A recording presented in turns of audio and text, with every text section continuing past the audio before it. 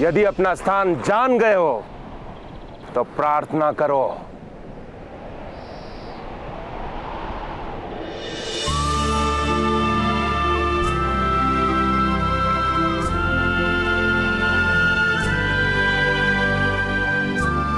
प्रार्थना चरण स्पर्श करके की जाती है। यह धनुष का गर्व अभी गया नहीं।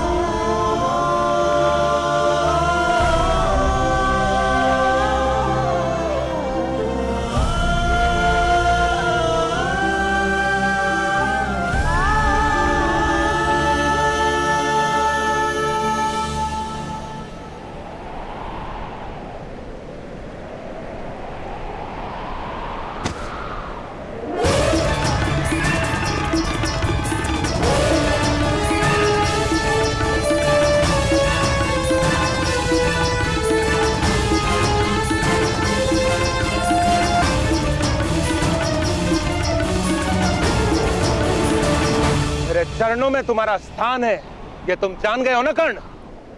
अवश्य मध्यम महोदय, आप मुझसे आयु में बड़े हैं। मैं तो जब भी आपसे मिलूंगा आपके चरण स्पर्श कर लूंगा, चाहे आप घोड़े पर हो, सिंहासन पे या फिर चिता पे।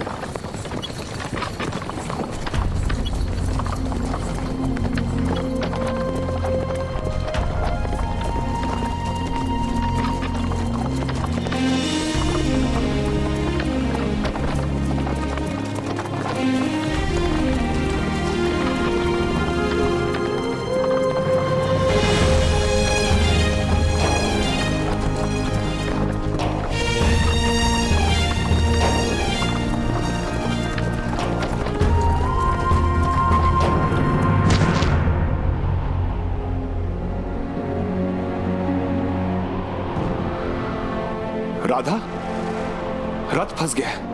हम निकालेंगे।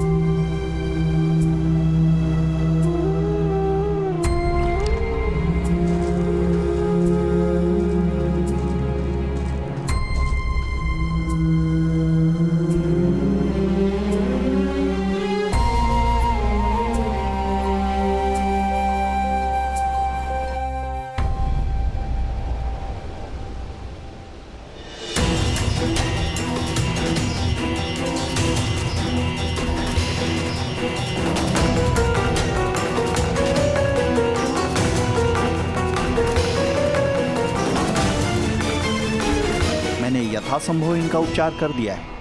अब इन्हें विश्राम की आवश्यकता है। जी।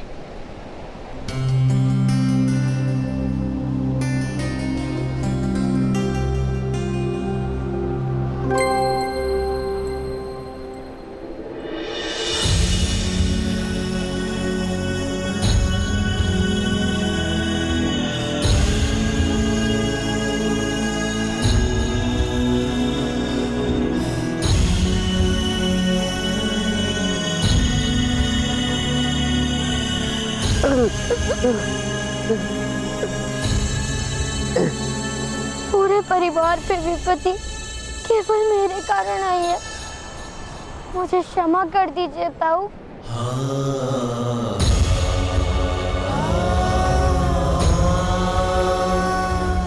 नहीं पुत्र नहीं,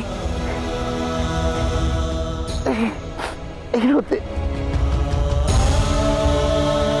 संपत्ति और विपत्ति तो संसार का क्रम है।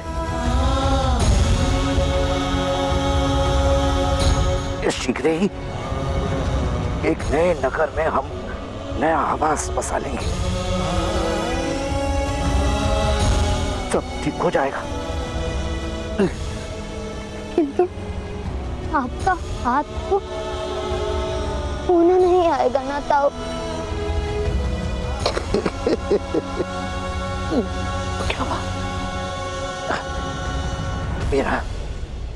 मेरे पास 5 हाथ, 5।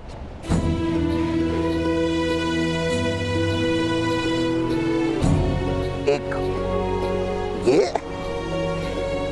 2 तुम्हारे,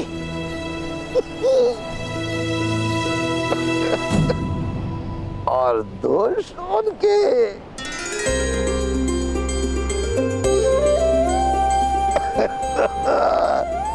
ये हुई ना बात। कभी 5 हाथ वाला व्यक्ति देखा है?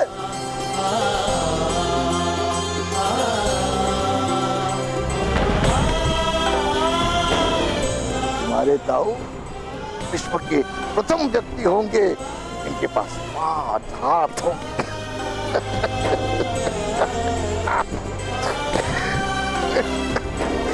तो दुख किस बात है?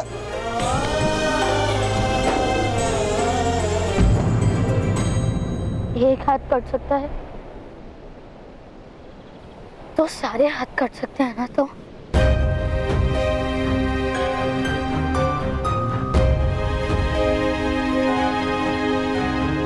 आज मेरे धनुष के कारण आपका हाथ कट गया।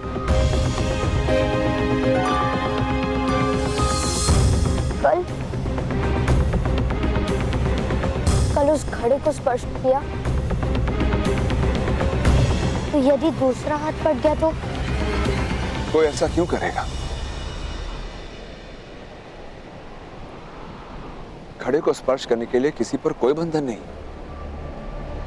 वो सूत हो या सूत से भी निम्न जात हो, घड़े पर सबका अधिकार। ये किसने निश्चित किया पिताश्री? समाज ने पुत्र। समाज? समाज कौन है पिताश्री? मध्यम महोदय?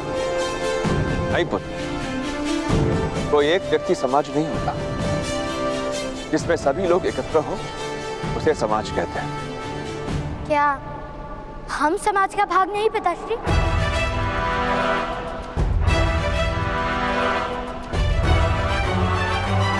अवश्य, हम समाज का ही भाग है।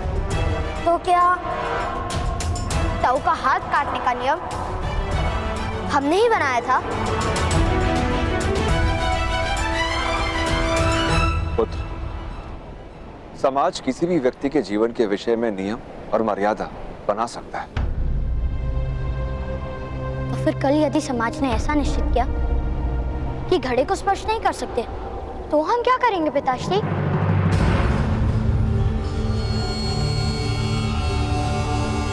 नदी में किसी पशु की भांति मुंह डालकर पानी पिएंगे हम?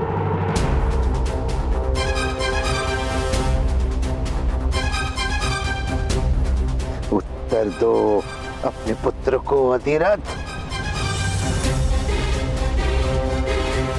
जल पर अधिकार हमें ईश्वर ने दिया है, पर घड़े पर अधिकार हमें किसने दिया है?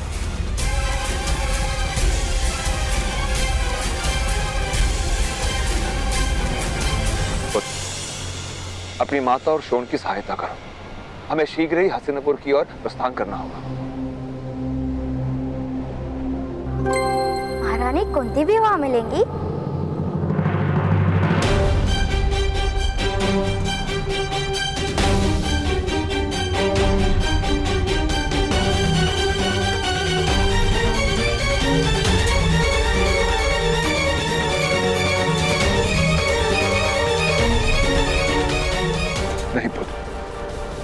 महारानी कुंती अब वनवास में, वो कभी हस्तिनापुर लौट कर नहीं आई। अधिरथ, तुम्हें तो ये पता ही होगा, सत्यम ने हमें भले ही अनुमति पत्र दे दिया, किंतु मार्ग के हर क्रम में ये संदेश अवश्य भिजवा दिया होगा कि हमें कोई भी अतिथि ना बनाए। राधाश्री, हम हस्तिनापुर जंगल के मार्ग से जाएंगे।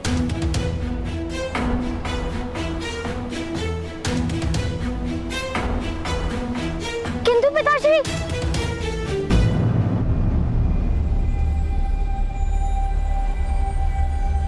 जंगल का मार्ग तो कठिन है।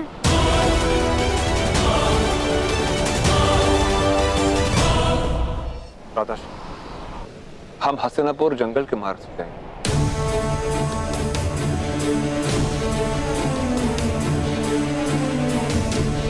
किंतु पिताश्री,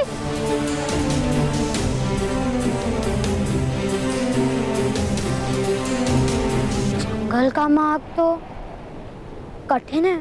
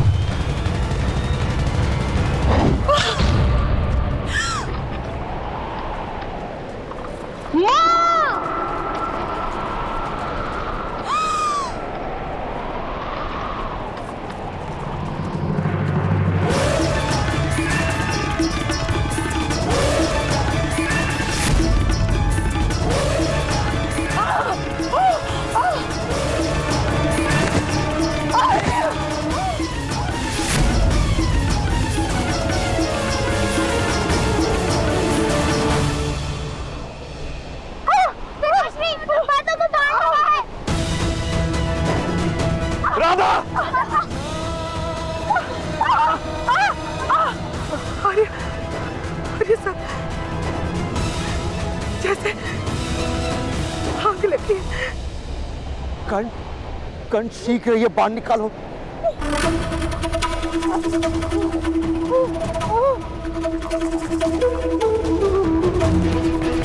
कर्ण शीघ्रता करो, तुम्हारी माता की पीड़ा बढ़ती जा रही है। माता, माता मुझे क्षमा कर दीजिए।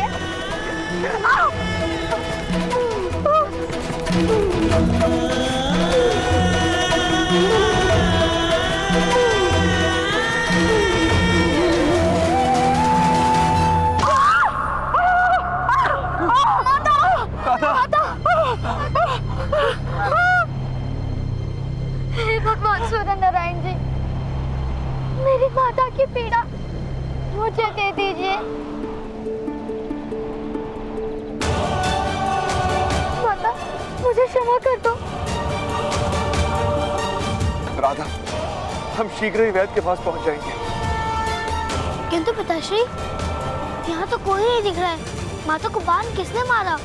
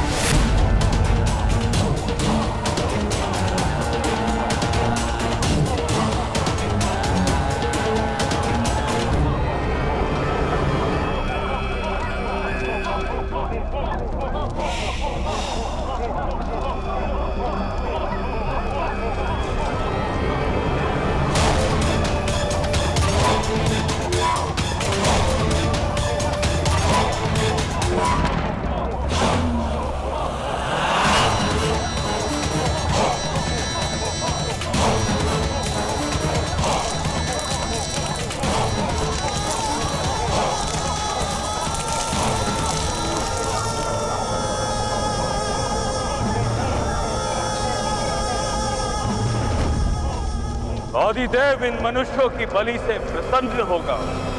आदिदेव हर प्रहर रक्त की बलि मांगता है। इन मनुष्यों का रक्त आदिदेव के उदर को शांति देगा। ले जाओ इन मनुष्यों को और अगले प्रहर की बलि के लिए इनमें से 2 का रक्त आदिदेव को समर्पित होगा।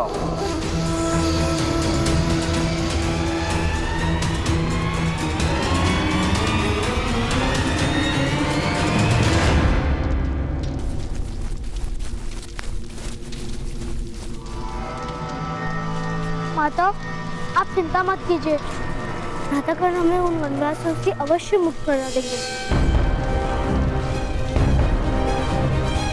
मुक्त हो जाएंगे, किंतु तुम्हारी माता के पास समय नहीं है।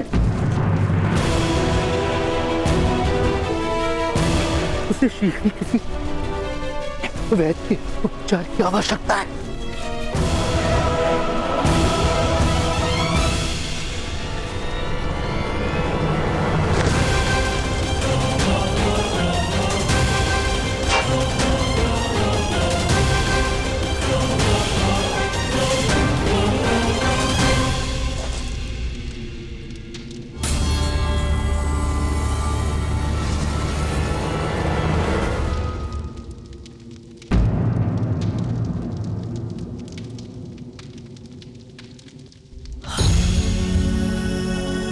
मेरी माता के प्राणों की रक्षा कीजिए, उन्हें वैद्य की आवश्यकता है, उनके प्राण संकट में है। प्राण तो तुम्हारे भी संकट में है बालक। मैं तुम्हारा वध कर सकता हूँ। क्या तुम्हें भय नहीं लगता? मुझे भय मेरी माता की मृत्यु का है। यदि मेरी मृत्यु से मेरी माता के प्राणों की रक्षा हो सकती है तो मेरे प्राण ले लीजिए, किंतु उन्हें वैद्य की आवश्यकता है। मेरी माता बहुत पीड़ा में। मूर्ख बालक, आदिदेव बलि मांगता है, रक्त मांगता है। तुम्हारी माता की पीड़ा अब केवल आदिदेव ही शांत कर सकता है।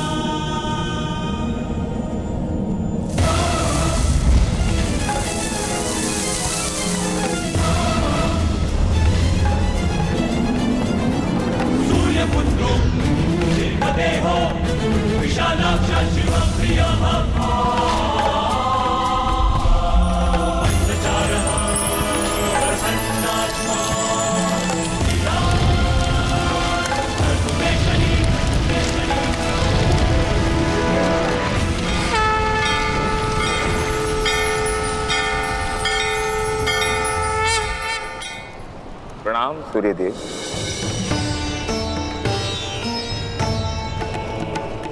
आपका पुत्र कर्ण इतनी विपत्तियों का सामना क्यों कर रहा है भगवान सूर्यदेव? सोना पिघल कर कुंदन बनता है, जल भाप बनकर शुद्ध होता है, और शक्तियां संघर्षों के कारण ही सामर्थ्य में परिवर्तित होती हैं पुत्र शनि।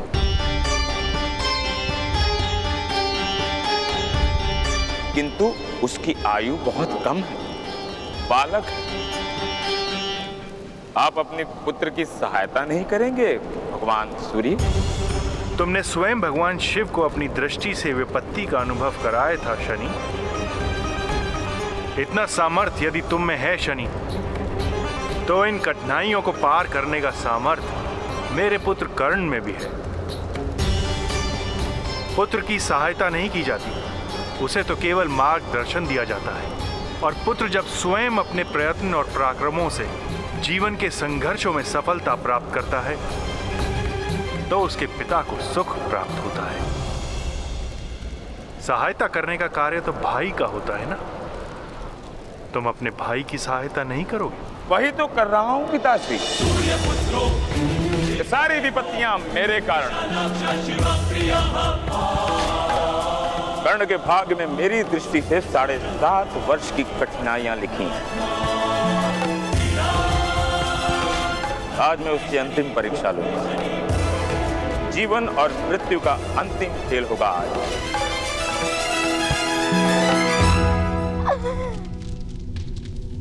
सबकी बलि चढ़ेगी।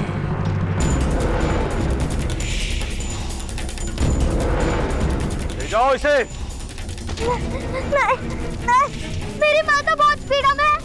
मेरी माता को मुक्त कर दीजिए। छोड़ दो मुझे। आप मेरी माता की पीड़ा समझ क्यों नहीं रहे? आप मेरी मृत्यु कर दीजिए।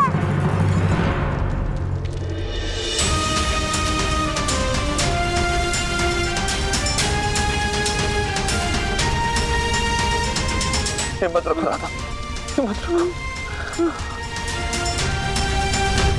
छोड़ दो मुझे। कहाँ ले जा रहे हो? छोड़ो, छोड़ो।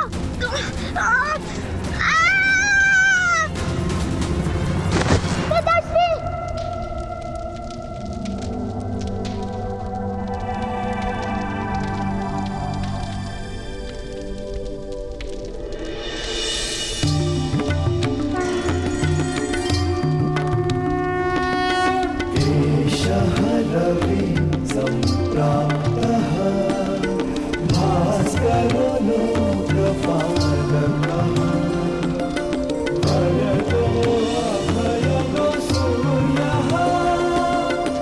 आयुष्मान भव पुत्र।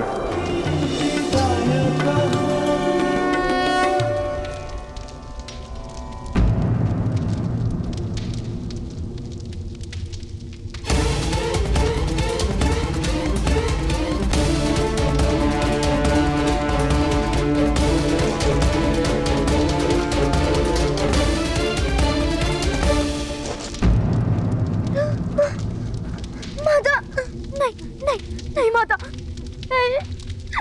नहीं माता, नहीं। नहीं पुत्र करण, नहीं। रुता ने समस्या का उपाय नहीं है। तो उपाय क्या है? तो मेरी माता की रक्षा किस प्रकार होगी? यदि हम जान जाए कि ये वनवासी कौन है और इनके दिए हुए इस घाव से इनका परिणाम ऐसा क्यों हो रहा है, तो कदाचित हमें उपाय मिल सकता है। वनवासी अपने बाणों पर एक विशेष प्रकार का विष लगाते हैं।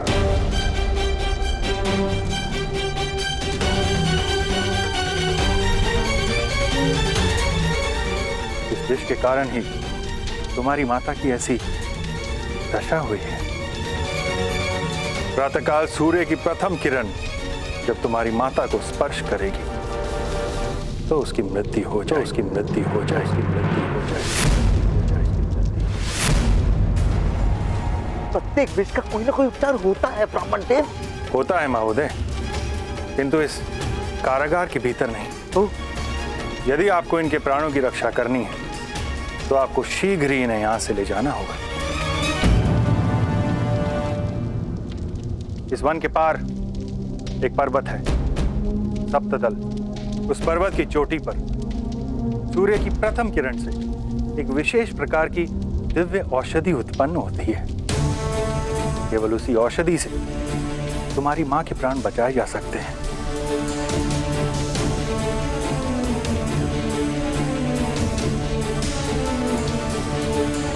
हम प्रातःकाल तक प्रतीक्षा नहीं कर सकते हैं पिताश्री। किंतु हम इस स्थान से कैसे निकल पाएंगे? आप मार्ग बना सकते हैं प्रातःकाल।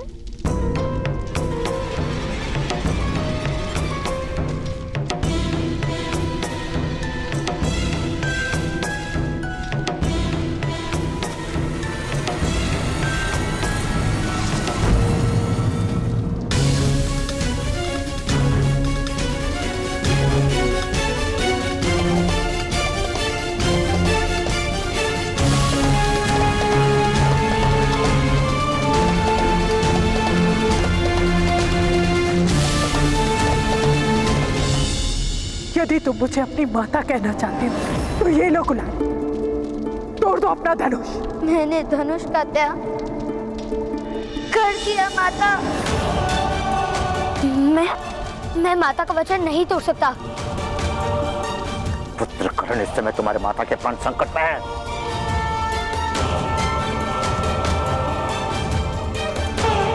तोड़ दो वचन, उठाओ धनुष। नहीं तो यदि मैंने धनुष को स्पर्श किया तो मेरे वचन का क्या मूल्य रहेगा? राधा कर्ण, क्या माता के प्राणों से अधिक मूल्य आपके वचन है? माता के दिए गए वचन से केवल माता ही मुझे मुक्त कर सकती हैं। हमें यहाँ से निकलने का कोई और मार्ग ढूंढना होगा। शोर,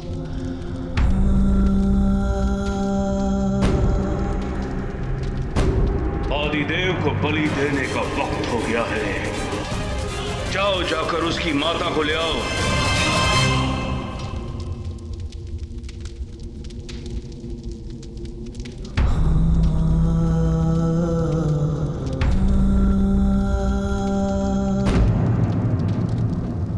केवल मेरी बलि चढ़ेगी, मेरी बलि चढ़ेगी। नहीं पिताश्री। कर्ण, शोण, अपनी माता की रक्षा करना। धनुष उठाइए भ्राता कर्ण और पिताश्री के प्राणों की रक्षा कीजिए। उठाइए धनुष भ्राता कर्ण, उठाइए। धनुष उठाओ। उठाइए धनुष भ्राता कर्ण, उठाइए। धनुष। हाँ भ्राताश्री, धनुष उठाइए। प्रातःकाल सूर्य की प्रथम किरण जब तुम्हारी माता को स्पर्श करेगी तो उसकी मृत्यु हो जाएगी, उसकी मृत्यु हो जाएगी। इस समय तुम्हारे माता के प्राण संकट में है। तोड़ दो वचन, उठाओ धनुष। भ्राता कर्ण, क्या माता के प्राणों से अधिक मूल्य आप... प्रातःकाल सूर्य की प्रथम किरण धनुष उठाइए भ्राता कर्ण तुम्हारी माता और को पिताश्री के प्राणों की रक्षा कीजिए। उठाइए, उठाइए धनुष भ्राता कर्ण, प्रातःकाल सूर्य की प्रथम किरण उठाइए धनुष भ्राता कर्ण, उठाइए। तो इसकी मृत्यु हो जाए, इसकी मृत्यु हो जाए।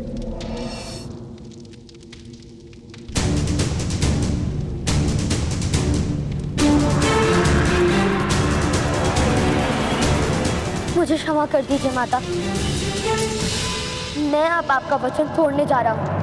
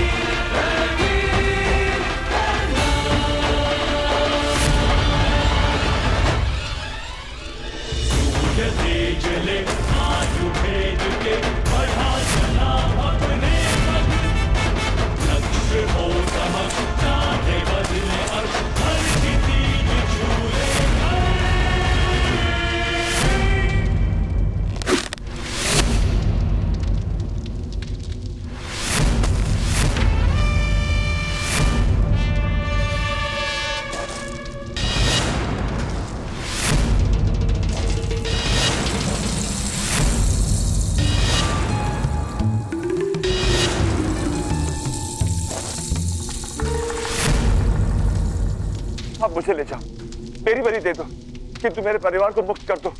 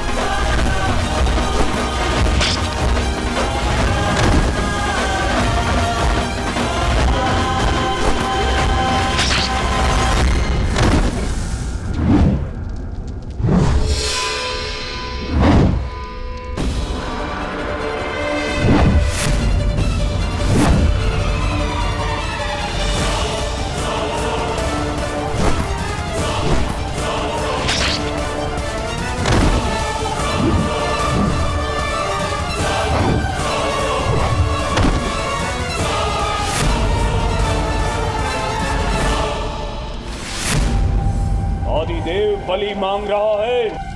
कहाँ है बलि? यहाँ है बलि।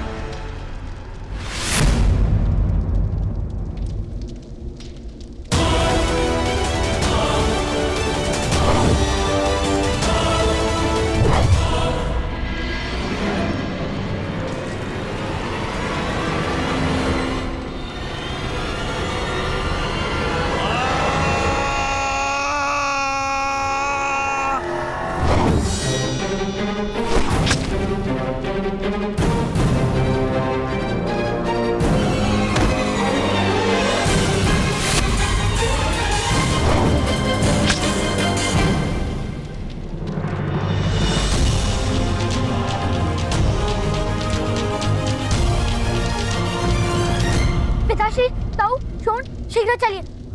माता को वेद के पास पहुंचाना है। चलिए।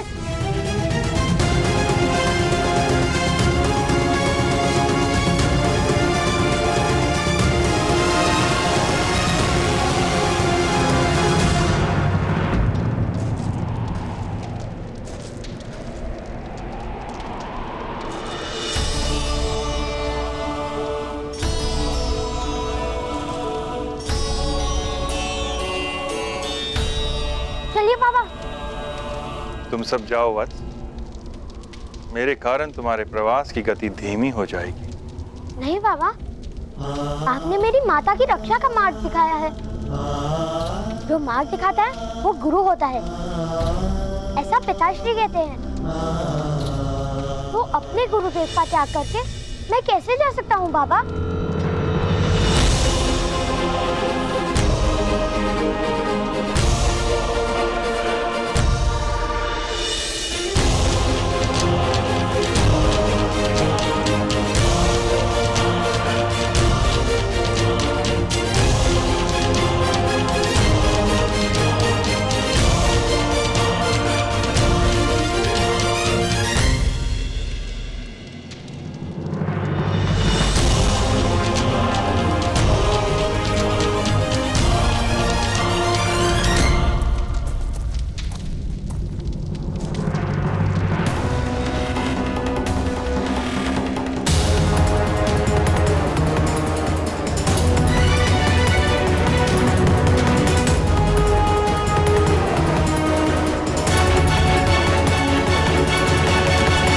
ये किस प्रकार संभव है मदनजय महोदय?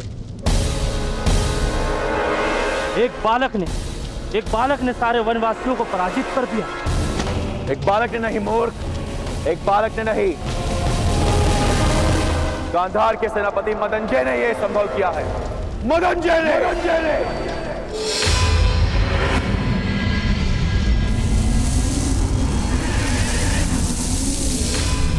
तुम्हारी विपत्तियों से छूट गया तुम्हारा अनुज शनि। अभी मेरी दृष्टि उस पर है पिताश्री। ना मेरी दी गई विपत्तियों का अंत हुआ है, ना मेरी सहायता का। विपत्तियों को तुम सहायता कहते हो?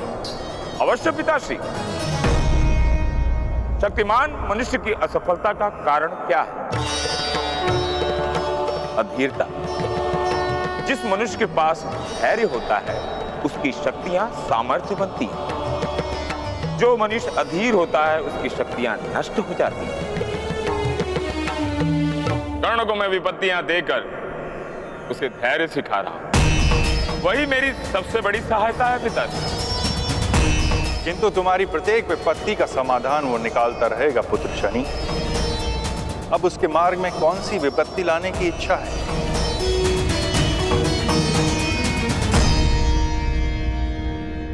सबसे बड़ी विपत्ति पिताश्री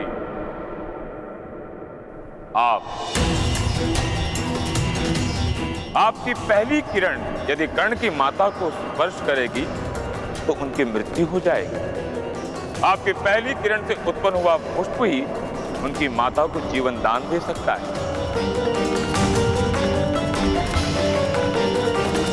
आप ही अपने पुत्र की सबसे बड़ी विपत्ति हैं पिताश्री। क्या आप अपने पुत्र के लिए अपनी गति को रोकेंगे?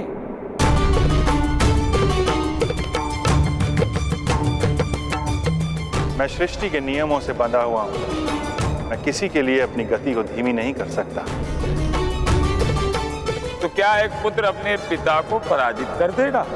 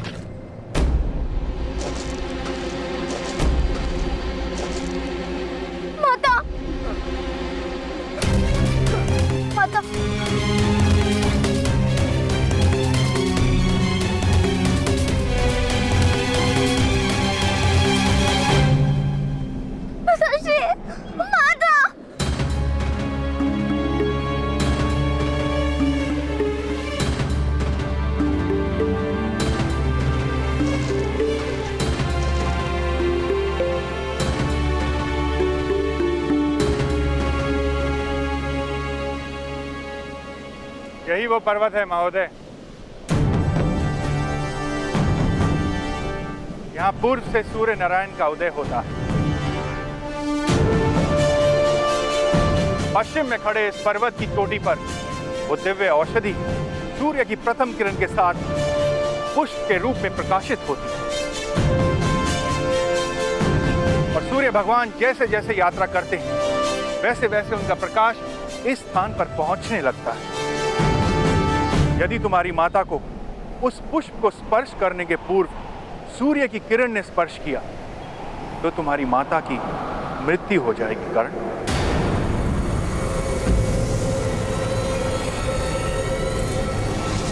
यदि भगवान सूर्य की किरणों से भी तेज दौड़कर कोई उस दिव्य औषधि को यहां लाएगा तो इनके प्राणों की रक्षा हो सकती है।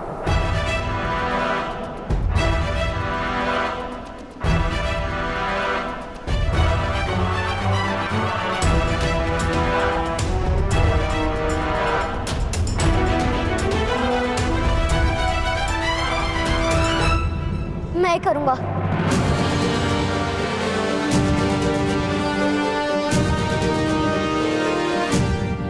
मैं प्रातःकाल से पूर्ण वो औषधि अवश्य लेकर आऊंगा। किंतु प्रथम किरण के साथ उत्पन्न होने वाली औषधि को प्राप्त कर रोगी तक पहुंचना असंभव है।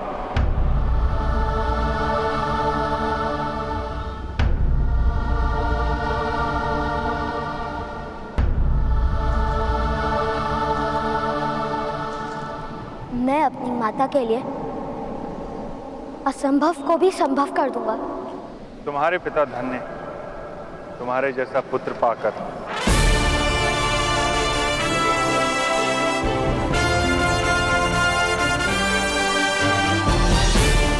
विजयी भाव कर।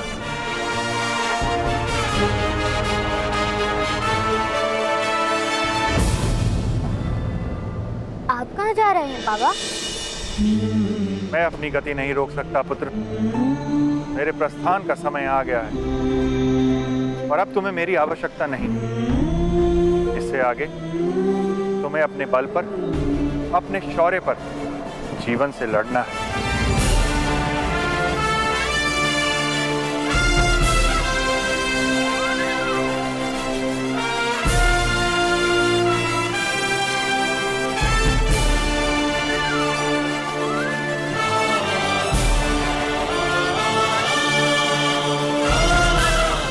आयुष्मान भव।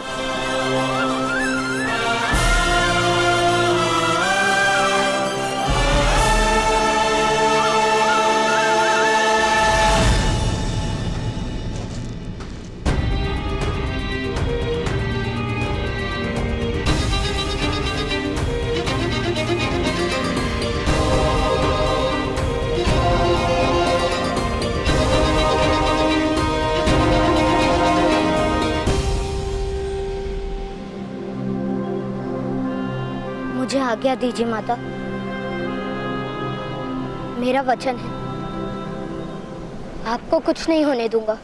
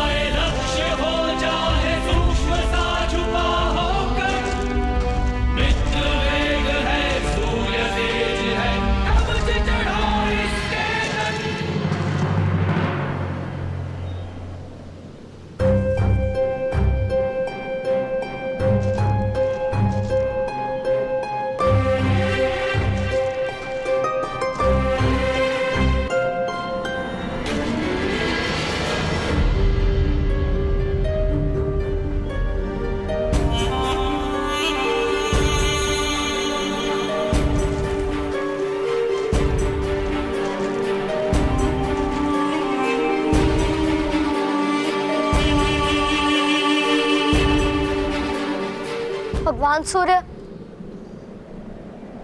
अपनी प्रथम किरण से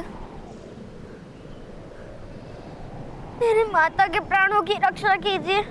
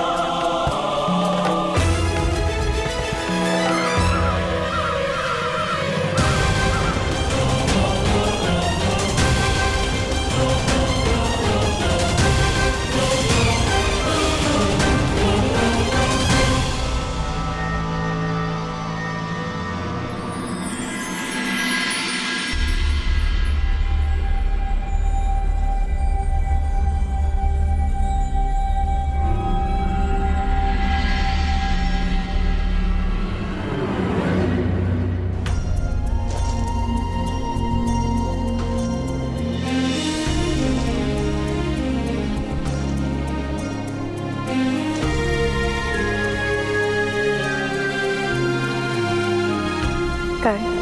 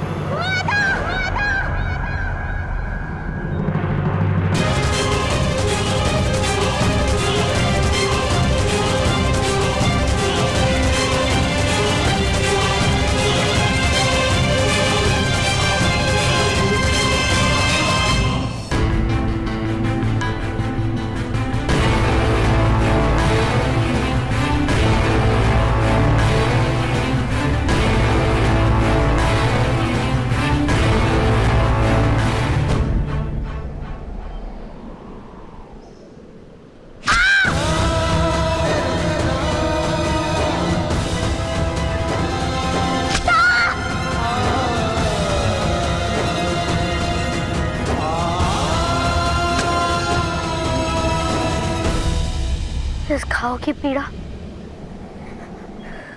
मुझे मेरी माता की पीड़ा का स्मरण दिलाती रहेगी। इस घाव की पीड़ा मेरी आंखों में केवल आंसू लाएंगे।